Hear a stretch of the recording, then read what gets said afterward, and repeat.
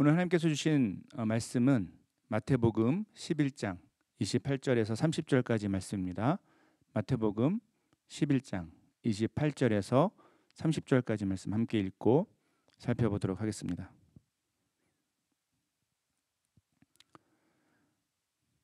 수고하고 무거운 짐진 자들아 다 내게로 오라. 내가 너희를 쉬게 하리라.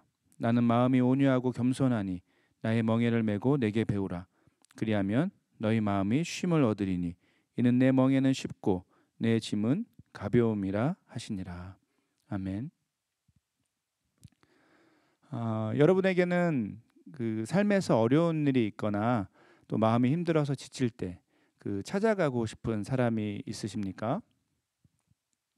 아니면 특별한 일은 없어도 한번 만나게 되면 이게 나에게 힘과 위로 또 기쁨과 회복을 경험하게 하는 어떤 누군가가 여러분 주변에 아니면 생각나는 그런 분들이 있으십니까?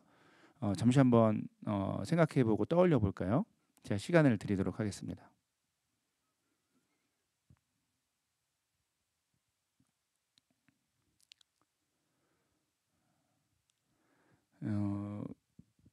저도 이게 지난 삶을 돌아보니 몇몇 사람들이 머릿속에 떠오르게 됩니다. 그 중에서도 대학 시절에 알게 된 후배 한 명이 머릿속에 가장 먼저 떠올랐습니다.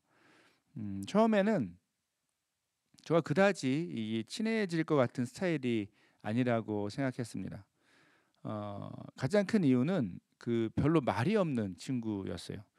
제 입장에서는 꽤 답답해 보이는 친구였던 것으로 기억을 합니다. 그런데 이제 여러 가지 이유 때문에 이 친구와 많은 시간을 함께 보내게 되면서 결국 이 친구가 저의 삶에 있어서 굉장히 의미 있는 그런 사람이 되는 그런 경험을 하게 되었습니다. 물론 어떤 사람과 이렇게 시간을 많이 보냈다라고 무조건 친구가 되지는 않죠. 친구가 되는 것, 더 나아가서 힘들거나 어려울 때 떠올리게 되는, 보고 싶은 친구가 되는 것, 이런 것에는 어떤 특별한 이유가 있어야 할 것입니다. 저와 이 친구의 관계를 돌아보면서 제가 발견한 한 가지 그 이유가 있었습니다. 저와 그 친구 사이에 둘 사이에 이유가 있었습니다. 그것은 이 친구에게 제가 좋아하게 된 어떤 좋은 성품이 있었기 때문이죠. 그 성품은 흥미롭게도 조금 전에 제가 잠깐 설명했던 것처럼 처음에 제가 잘 이렇게 좋아하지 않을 것 같다라는 그런 성품, 그것 때문이었습니다. 바로 이 친구가 말이 별로 없는 사람이라서 나중에는 결국 저에게 좋은 친구가 되었다라는 의미입니다. 처음에는 답답하게 느껴졌던 성품이었습니다. 그런데 시간이 지나고 충분히 지나고 좋은 관계가 맺어지고 나서 보니까 이 성품이 이전과 처음에와 다르게 보였다라는 것이죠. 이 친구가 말이 별로 없다라는 것, 그리고 자기 생각이나 자신의 말보다 다른 사람의 말을 잘 들어주는 그런 사람이라는 것이 바로 이 친구가 갖고 있었던 굉장히 큰 장점이었다라는 것을 제가 확인하게 되었습니다. 그리고 이 친구의 바로 이런 성품 때문에 저는 이 친구와 함께 있을 때 이렇게 특별한 일을 많이 하지 않더라도 재밌는 일을 많이 하지 않더라도 그냥 마음이 편하고 계산 없이 내 존재가 받아들여지고 있구나라는 그런 느낌을 많이 받을 수 있었습니다. 다시 한번 질문해 볼까요? 여러분은 어떻습니까? 여러분에게 힘과 위로, 기쁨과 회복을 주는 어떤 사람이 있다면 그 사람은 어떤 유형의, 어떤 종류의 사람인가요? 지극히 제 개인적인 생각, 개인적인 예상일 수도 있겠지만 제 생각에는 바로 여러분이 그 머릿속에 떠올리는 사람들이 있다면 그 사람들의 공통점이 이런 것이 아닐까 싶습니다. 우리에게 힘과 위로, 또 기쁨과 회복이 되는 그런 사람들은 조금 전에 설명한 것처럼 그런 제 친구처럼 아마도 좋은 성품을 갖고 있고 또 다른 사람들을 잘 배려하고 잘 받아주고 포용하는, 그런 인정해주는 그런 사람들이 아닐까 싶습니다. 오늘 우리가 함께 살펴보고자 하는 주제가 바로 이런 내용과 관련이 있습니다. 오늘 우리가 살펴보려는 주제는 온유입니다. 온유란 말을 이제 쉽게 설명하면 친절함 혹은 성격이 부드러움, 인격적인 뭐 이런 것의 의미가 있습니다. 우리가 살아가는 세상에서 이 온유한 사람, 친절하고 성격이 부드러운 사람은 당연히 다른 사람들이 좋아할 만한 사람이죠. 자, 그런데 성경은 이와 같은 온유함을 바로 성령의 열매로서 우리에게 소개하고 있습니다. 자, 그렇다면 과연 성경이 말하는 온유함은 어떤 특징이 있고 또 그것은 하나님 백성 그리스도인의 삶과 구체적으로 어떤 관계, 어떤 연관이 있을까요? 이 온유함과 관련해서 우리 마음에 생기는 자연스러운 두 가지 질문이 있습니다. 첫 번째 질문은 이런 것입니다. 아니 목사님, 그 사람마다 성격이 다른데 이 그리스도인들은 그럼 모두 성격이 부드러워야 한다라는 말입니까? 라는 질문이죠. 이런 의미입니다. 어떤 사람은 타고난 성격이 그래서 이 생각이나 다른 사람들을 향한 표현 자체가 그 사람이 그렇게 어렵지 않게 부드러울 수 있습니다. 타고난 성품. 혹은 뭐 타고난 성품은 그렇지 않았다 하더라도 자라온 환경 자체가 예를 들면 부모님의 교육 같은 부분들이 이 정중하고 친절하게 다른 사람들에게 대하도록 그렇게 훈련되어 있는 사람들일 수도 있습니다. 이런 사람들은 누가 봐도 온유한 사람으로 보입니다. 하지만 또 동시에 우리가 이제까지 경험한 내용들이 있죠. 우리가 살아가는 세상에는 꼭 그런 종류의 사람들만 있지 않습니다. 타고난 성격이 그렇지 못한 사람들도 있죠. 다른 사람들이 조금 이렇게 거리낄 만한 이야기도 그렇게 어렵지 않게 할 수 있는 사람들이 있습니다. 성격적으로 직설적인 성격이라고 하죠. 아니면 그 자라온 환경 때문에 뭐 상처가 될 수 있는데 뭐 상처 같은 어떤 여러 가지 이유 때문에 성격이 좀 거칠게 변한 사람들도 또 아니면 화를 좀 잘 표현하는 사람들도 우리는 종종 만나게 됩니다. 그렇다면 성격이 직설적이거나 좀 마음에 상처가 있거나 환경이 그래서 성격이 좀 거칠어진 사람들은 모두 성숙하지 못한 그리스도인으로 봐야 할까요? 자, 온유함과 관련된 또 다른 질문이 한 가지 더 있습니다. 그것은 오늘날과 같은 경쟁 사회 속에서 그 온유한 사람이 되는 것은 너무 손해 보는 일이 아닐까요? 라는 질문이죠. 예를 들어 온유한 사람이 되는 것은 물론 좋습니다. 자, 그런데 모든 일에 부드럽기만 한 사람 혹은 다른 사람에게 양보하기만 하는 사람을 요즘 사용하는 안 좋은 표현으로 호구라고 부르기도 합니다. 그 안 좋은 표현이긴 하지만 제가 실제로 그 국어 사전을 찾아봤는데 국어 사전에 있는 표현이더라고요. 그 의미는 어수룩해서 이 다른 사람에게 이용을 당하기 좋은 사람을 이 호구라고 합니다. 이런 우리가 살아가는 경쟁 사회, 바로 이기적이고 강한 사람이 이 약한 사람의 기회나 재물을 뺏을 수 있다라고 생각하는 그런 세상 속에서 그리스도인들은 과연 어느 정도까지 온유한 사람, 부드러운 사람이 되어야 할까요? 이런 질문들을 갖고 있는 우리에게 오늘 우리가 함께 읽은 본문은 성경이 말하는 온유함에 대한 매우 분명한 기준점을 보여주고 있습니다. 그것은 한마디로 예수 그리스도의 온유함이 바로 모든 그리스도인의 유일하고 완전한 모델이 되고 있다라는 말입니다. 오늘 우리가 읽은 본문 29절에서 예수님은 자신에 대해서 이렇게 소개합니다. 나는 마음이 온유하고 겸손하니 나의 멍에를 메고 내게 배우라. 무슨 말인가요? 예수님은 바로 자신의 온유함과 겸손함을 이 하나님 백성 그리스도인들이 배우라고, 다른 좀 더 쉬운 말로 계속해서 경험해 가며 알아가라라고 말씀하고 계십니다. 그렇다면 예수님이 말씀하는 그분의 온유함, 그분의 겸손함은 구체적으로는 어떤 모습일까요? 이 부분도 요 한 부분뿐만 아니라 앞뒤의 흐름을 통해서 좀 더 정확한 의미를 확인할 수 있습니다. 오늘 우리가 읽은 본문의 앞뒤 흐름을 잘 살펴보면 예수님의 이 오늘 본문의 말씀은 이렇게 한번 정리해 볼 수 있습니다. 예수님은 분명 온 세상의 주인이십니다.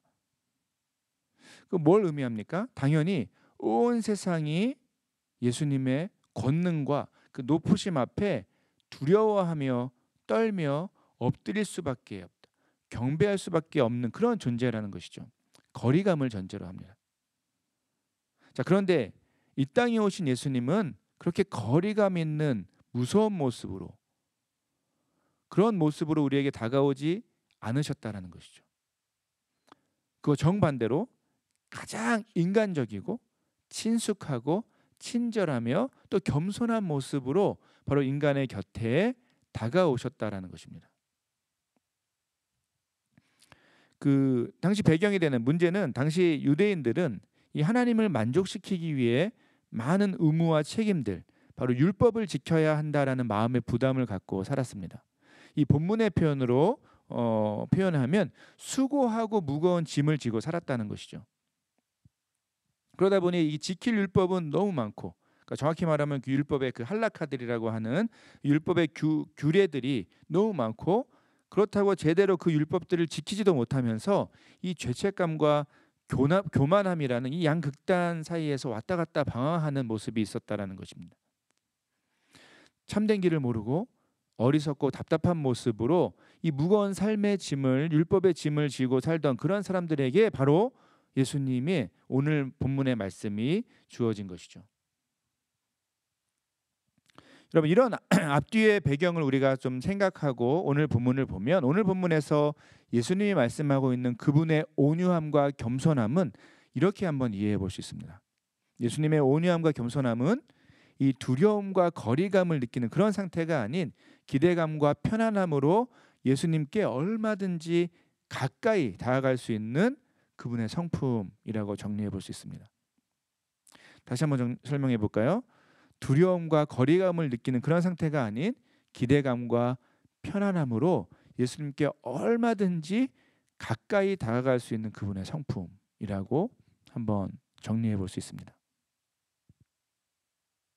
예수님이 하나님의 아들이라면, 온 세상의 창조주라면 논리적으로 그분은 온 세상의 주인이고 당연히 그분 앞에서 두려움과 떨림으로 나아갈 수밖에 없습니다. 그분은 죄 많은 우리에게서 저 멀리 떨어져 계실 수밖에 없는 분이 되는 것, 이것은 당연한 결과이죠. 하지만 이 세상에 오신 예수님, 그리고 성경에서 우리가 만나는 그 이 땅에 오신 예수님은 전혀 그렇지 않습니다. 성경에서 소개되는 예수님은 우리가 얼마든지 가까이 다가갈 수 있고, 심지어 죄인들을 향해서까지도 친절함과 따뜻함을 보이신 분이셨죠. 성경은 바로 이런 의미에서 예수님의 온유함과 겸손함이, 우리가 그분께 담대하게 나아갈 수 있는 그분의 좋은 아름다운 성품이 우리에게 실제로 참된 회복과 소망이 된다라는 것을 선포하고 있습니다. 그렇다면 이렇게 온유함과 겸손함의 성품을 가지신 예수님 앞에 나아갈 때 어떤 일이 일어났습니까? 본문에서 예수님은 내가 너희를 쉬게 하리라, 너희 마음이 쉼을 얻으리니 라고 말씀하십니다. 여기서 말하는 쉼은 당연히 영적 의미의 쉼을 가리킵니다. 이미 성령의 열매들 가운데 하나인 화평, 이 평화에서 우리가 살펴본 것처럼 우리는 하나님을 떠나 그분을 피해 계속해서 도망하면서 이 전쟁과 같은 삶을 살았습니다. 자, 하지만 예수 그리스도 안에서 이제 우리에게 무슨 일이 벌어졌습니까? 참된 평화, 더 이상 피하거나 도망하지 않고 그 하나님과의 관계 속에서 평화를 누릴 수 있게 되었다라는 것, 이미 우리가 살펴본 내용입니다. 예수님은 바로 그분의 온유함과 이 겸손함 때문에 우리가 그와 같은 하나님과의 평화, 바로 쉼을 누릴 수 있게 되었다라고 말씀하는 것입니다. 성경은 이와 같이 예수 그리스도의 온유함과 겸손함이 바로 이런 회복의 일이 일어나는 통로가 되었다라는 것을 우리에게 선포합니다. 만약 예수 그리스도의 이 온유함과 겸손함의 성품이 없었다면 우리는 결코 주님 앞에 가까이 나아갈 수 없었다라는 것이죠.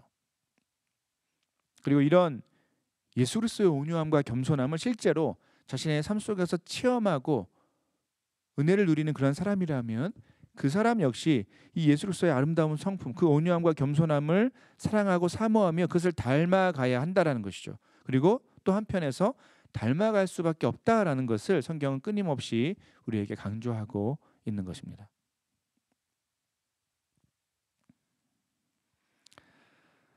사랑하는 여러분, 만약 이 온유함의 문제가 처음에 제가 질문한 것처럼 우리가 만약에 타고나거나 어떤 우리가 개발해야 될 성품, 어떤 캐릭터의 문제라면 또 혹은 이 세상을 잘 살아갈 수 있는 어떤 삶의 방법의 문제라면 우린 그다지 이 온유한 삶에 대해서 진지하게 생각할 필요가 없을 것입니다.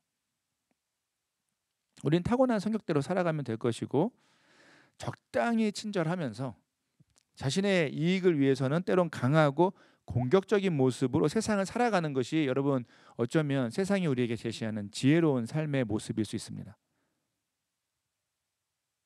하지만 성경은 예수 그리스도 안에서 이 온유함이란 주제를 단순히 캐릭터나 삶의 방식의 문제를 넘어서는 것으로 우리에게 선포하고 있습니다.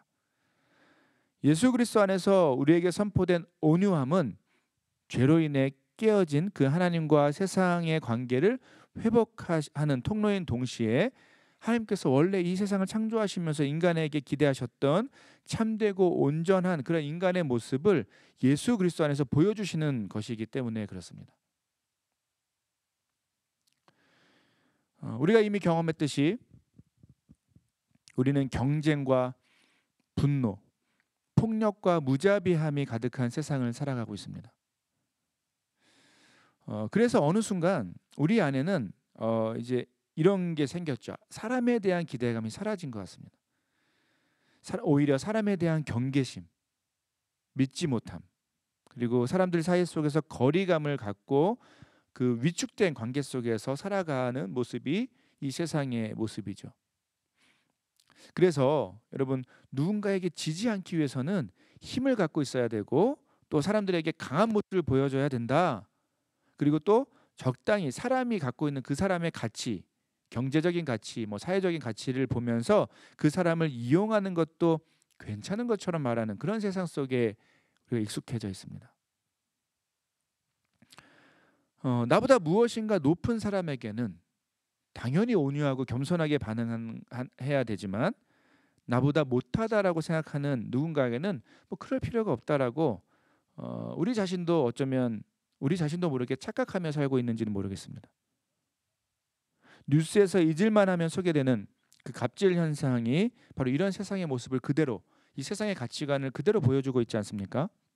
나에게 이득이 되는 사람에게는 나에게 해를 끼칠 수 있는 그 능력이 있는 사람에게는 온유하고 겸손한 모습으로 나아가야 하지만 그럴 이득이 없는 사람은 무시하고 함부로 대해도 된다라는 그런 말도 안 되는 모습이 바로 우리가 살아가는 세상에서 자주 비춰지고 공개되고 소개되고 있는 모습이죠. 하지만 여러분 이런 이 세상의 모습이 바로 하나님께서 기대하신 그 참된 인간성, 아름다운 인간성, 그 인간됨의 아름다움을 잃어버린 비참한 죄의 결과입니다. 이런 죄의 결과 속에서 끊임없이 고통당하고 경계하고 위축되어 살아가는 우리의 모습이 사실 하나님이 전혀 기대하지 않으셨던 세상의 모습이죠.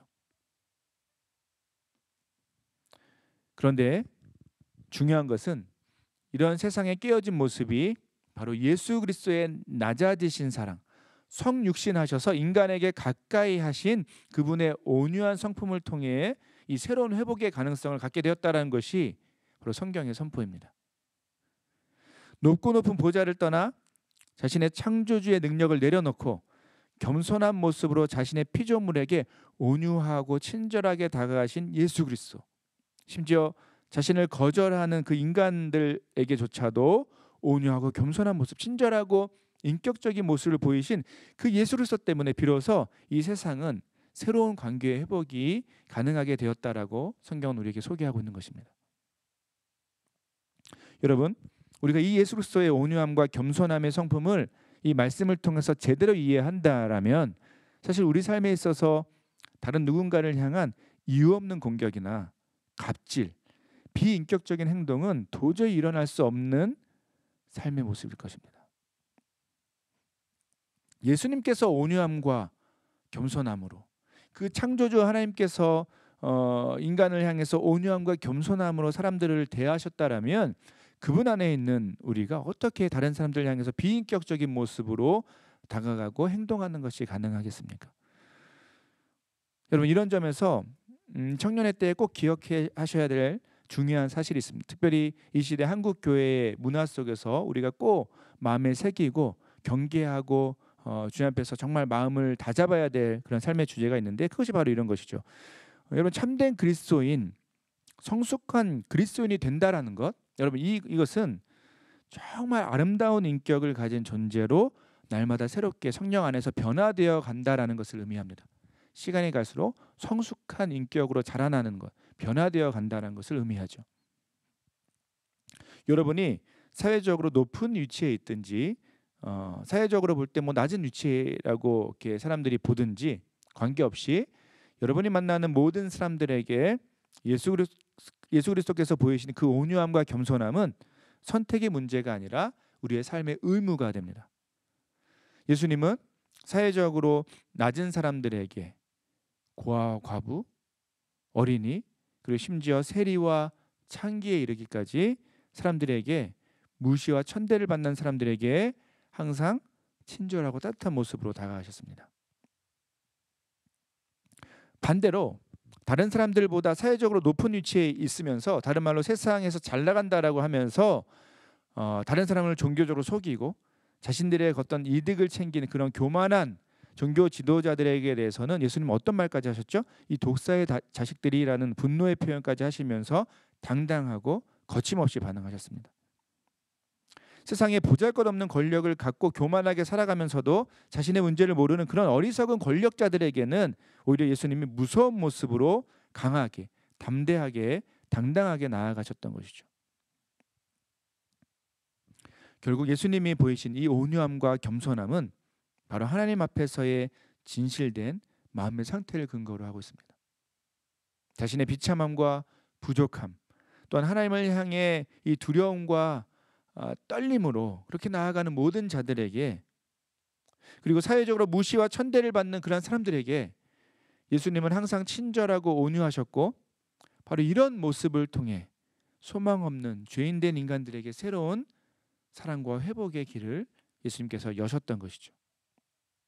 이런 예수님을 알아가는 우리가 과연 어떻게 우리가 살아가는 삶의 자리에서 비인격적인 모습으로 이 자신의 사회적 지위와 돈과 명예를 따라서 막 그것을 자랑하면서 사람들을 차별하고 사람들을 비난하면서 판단하면서 살아갈 수 있겠습니까? 사랑하는 여러분, 그렇습니다. 예수 그리스도의 그 온유함과 겸손함은 바로 우리가 하나님과 새로운 관계를 누릴 수 있게 된 그 통로가 된 동시에 우리가 이 세상을 살아가면서 다른 사람들에게 어떻게 반응해야 하는지를 보여주는 새로운 삶의 길이 되었습니다. 이 사실을 우리는 오늘 말씀을 통해 마음에 새겨야 할 것입니다. 사랑하는 여러분, 여러분은 과연 예수 그리스도의 온유함과 겸손함을 통해 그분 안에서 참된 쉼을 누리고 계십니까? 그분 안에서 참된 복을 누리면서 여러분이 다른 누군가에게 또 다른 회복의 통로, 쉼의 공간이 되어주고 계십니까? 여러분, 우리가 반드시 기억하고 기대해야 할 삶의 모습이 바로 이런 것입니다. 우리가 예수 그리스도의 그 온유함과 겸손함에 기대어서 이 풍성한 쉼을 누리듯이 우리의 삶의 그 온유함과 겸손한 모습으로 수고하고 무거운 짐진 자들이 모두 주님 앞에 나와 우리와 같은 쉼을 누리도록 그렇게 이끄는 삶이 되어야 한다는 것이죠. 사랑하는 여러분, 먼저 날마다 이 예수 그리스도의 그 아름다운 인격을 말씀을 통해 깊이 묵상하고 체험하시길 부탁드립니다. 복음서를 가득 채우는 그분의 친절함과 따뜻함을 묵상하십시오. 그리고 그분의 아름다운 인격에 사로잡히는 우리의 삶이 되어야 될 줄로 믿습니다. 사랑하는 여러분, 우리가 그런 은혜를 계속 누리고 있다라면 더 나아가서 우리 삶이 다른 사람들이 쉴 수 있는 그 삶의 공간을 드러내는, 그렇게 내어주는 그런 삶의 모습이 되어야 된다는 것이죠. 여러분에게 허락하신 귀한 영혼들, 무엇보다 죄로 인해서 하나님과 멀어져 있고 상처받고 깨어진 마음으로 고통당하고 울고 있는 그 수많은 영혼들이 여러분 안에서 참된 쉼과 소망을 발견하도록, 여러분 안에서 쉼의 근원이 되시는 주님을 발견하도록 여러분의 마음을 열고 다른 사람들이 쉴 수 있는 공간을 내어주는, 그런 어깨를 내어주는 저와 여러분이 되길 간절히 소원합니다.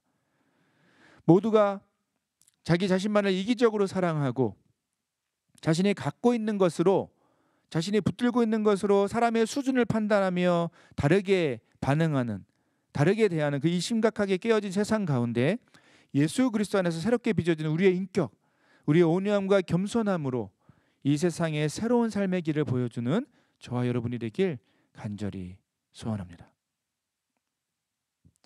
말씀을 맺겠습니다. 사랑하는 여러분, 온유함과 겸손함은 성령의 열매입니다. 이 삶의 열매는 바로 하나님께서 기대하신 가장 인간다운 모습, 창조주 하나님 앞에서 관계의 자유를 누리며 또한 긴장감 없이 이 관계의 기쁨을 누리게 하는 그런 성령의 선물이 됩니다. 바라기는 우리 모두 이런 아름다운 인격의 회복을 온전히 경험하길 간절히 소원합니다. 그렇게 사람을 소중히 여기고 인격적으로 섬기는 그런 우리의 삶을 통해 사람들에게 상처받고 아픔과 고통 가운데 있는 그 한 영혼이 주님 안에서 참된 쉼을 누리게 하는 저와 여러분, 우리 모두의 삶이 되길 간절히 소원합니다. 기도로 설교를 마치도록 하겠습니다. 은혜로우신 하나님 감사드립니다. 오늘도 우리 공동체를 이 예배 자리로 불러주시고 말씀을 통해 우리에게 원하시는 주님의 삶의 방향, 그 삶의 목표를 발견할 수 있도록 은혜 베풀어 주심을 감사드립니다. 오늘 말씀을 통해서 온유하고 겸손함을 보이신 그 예수 그리스도의 인격을 다시 한번 깊이 묵상합니다. 그 예수님의 아름다우신 인격이 우리 삶에도 성령의 열매로 나타날 수 있도록 이번 한 주간 성령께서 우리의 삶을 주관하여 주시고 인도하여 주시옵소서. 감사드리며 거룩하신 예수 그리스도의 이름으로 기도드립니다. 아멘.